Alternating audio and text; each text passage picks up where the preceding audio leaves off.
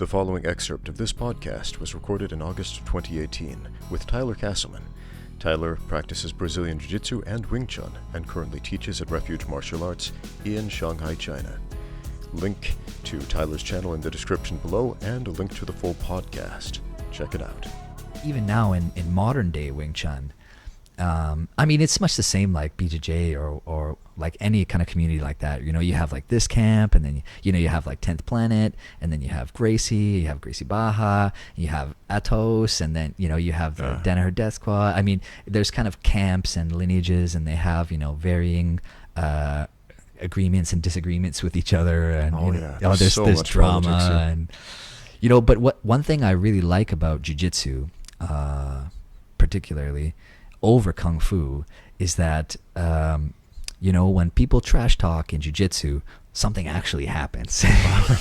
You know, like exactly, because you can get on the mat and you can test it. Nobody has to die. I mean, it's kind of like you fight to the death, but nobody has to die. Nobody has to die. It's kind of nice, right? So, you know, if Gio Martinez and who was it? He just had a not the high SM reader, but he just had a match with Nicky Ryan, right, a little while ago. And I wouldn't say they like trash talk each other per se. Who's a trash talker? AJ Agazarm, you know that guy? And he's like from Florida, and he's a bit of a trash talker. He was in ADCC last year. Okay. And he made it to the finals against, who was he in the finals with? Not Bushesho. It's one of the smaller guys. Anyway, so he trash talks, and, you know, and then a match happens and you see whose is better. You know, it's like, but in Kung Fu and traditional martial arts, you don't really have that kind of quality control, you know, and you don't really get to see whose Kung Fu is really good. Even just like a Chi Sao match, which is kind of like a sticking hands thing, which is typically like a training tool, kind of like pushing hands, Tui Shou. But even in Tai Chi, like they can have Tui Shou matches, you know, like they can see whose base is more stable, who's able to absorb and redirect the energy more effectively, right? But in Wing Chun, we can't even have that, right? Because the idea is that like if we had these kind of matches, like people would die and eyes would be gouged and, like, you know, there'd be blood everywhere and corpses, you know. But I think, and there's also the cultural element of in China of saving face. It's so important here. Absolutely. So if even if there was one of these battles and nobody died, it would be awful. Oh my God. It would be awful, man. Because people would get embarrassed. But honestly, I mean, when I a little bit later on, I ended up going to Germany and living there and studying Kung Fu and Jiu-Jitsu full time for a year. It was amazing. I love Germany, especially Döners. I don't know if you ever had a Döner. It's like a little German kind of Turkish fusion thing, like a hamburger, but with pulled pork. Oh, wow. Yeah, super, super nice. Anyway, sounds awesome. Yeah, so I really... Sorry, vegan friends. I really wanted to take competition, like the idea of competition from jiu-jitsu that we have, where there's reality checks, right? There's consequences, and there's a distinctive winner and loser. And even if there's not a distinctive winner and loser, there's still a test. There's a trial, right? I mean, if we could take that idea and bring it to Wing Chun, it would be huge. It would be huge. Like, I mean, there's a lot of people who love Wing Chun and who genuinely like to practice it. They like to do it. They believe that it works.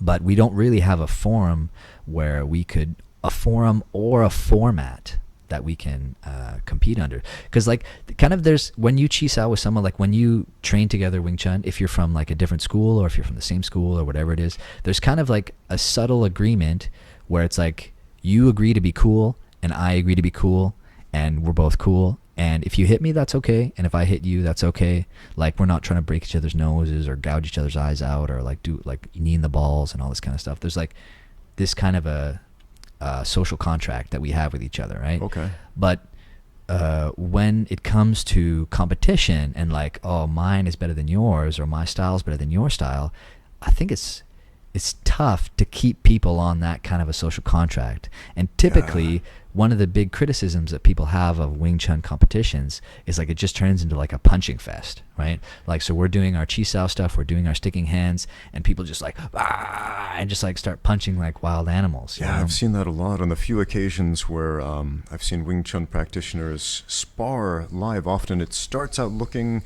nice and crisp, and you see the forms, and then it falls apart and turns into bad boxing in a little bit. Yeah, it's. And I think that's a symptom of a lot of different things. I think one of the things is that typically traditional martial artists don't spar enough, if they do at all.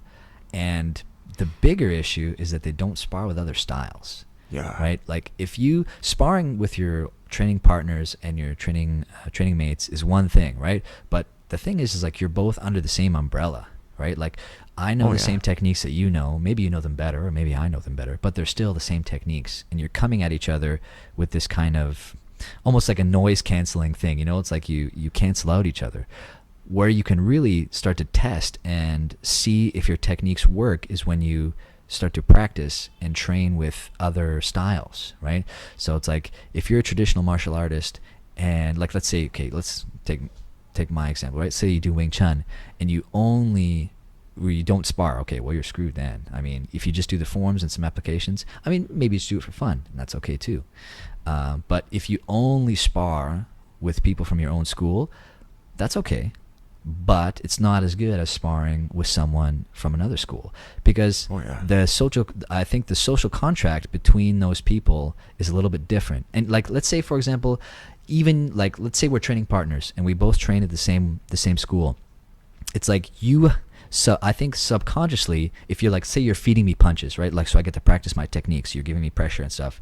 Like subconsciously, you secretly, not secretly, but you subconsciously want me to succeed because you want our techniques to be effective. And you want to believe that what we do works. So it's like there's this kind of subconscious thing that happens when you train with someone from the same school doing the same art. It's like, okay, I feed you punches and I give you pressure, but subconsciously I want you to succeed. So I won't follow up, or I won't be as creative, or I mean, even if it's a set thing like a 1-2, like you see guys training and they leave their punches like hanging in the air, like ha. And then you block that, and they're like, oh, good, he blocked it. And then I can go with my 2. Oh, okay, now he blocked that. Oh, man. Oh, the technique's so super effective. Wow, awesome. You know, like there's this kind of subconscious current that connects us both under the same umbrella. You know, like we both want each other to succeed. So when you spar with someone, or when you train with someone from another school or another style, even in a friendly way, it's like, he doesn't give a damn if your techniques work or not, right? Like if this guy punches you and you can't block it, well, that's your fault, right? Like he's not invested in your style. You're invested in your style, right? He's an outsider. He's the other guy. Right. But I mean, I'm not saying that's a bad thing. Like it's not like he has ill will towards you, or ill will or ill intent, right? Besides a sparring match, but it's like he's not invested in your style. You're invested in your style. So I think having that breadth of people to spar against is absolutely critical if you want to develop like real functional techniques, right? Or else, like I think a lot of MMA guys and like kind of combat martial art guys, they talk about traditional martial arts artists living in kind of an echo chamber. Right? Yeah. So it's like you only train with your style, you only listen to your style, you only work together with your own school, you don't go outside of your school, and it becomes, and you only, like you're reinforcing your own dogma and your own concepts, right? So it's like exactly that. It's like an echo chamber, or like a bubble, you know, like you live in a bubble. And it's like people love that. Yeah, it's weird. It's like that's a human thing, isn't it? It's like you live, like whether it's like your book club, or it's like your political party, or the YouTube channels you subscribe to. How dare you? I've had so many people come on the channel, and I appreciate everybody who watches the videos or listens to these podcasts and whatnot, but sometimes they'll just say, I love this channel because it's like hearing my own thoughts echoed with somebody else's voice. And I'm like, you know, that's great that you're listening, but I'd love to have people just challenge, you know, their preconceived notions and develop as humans.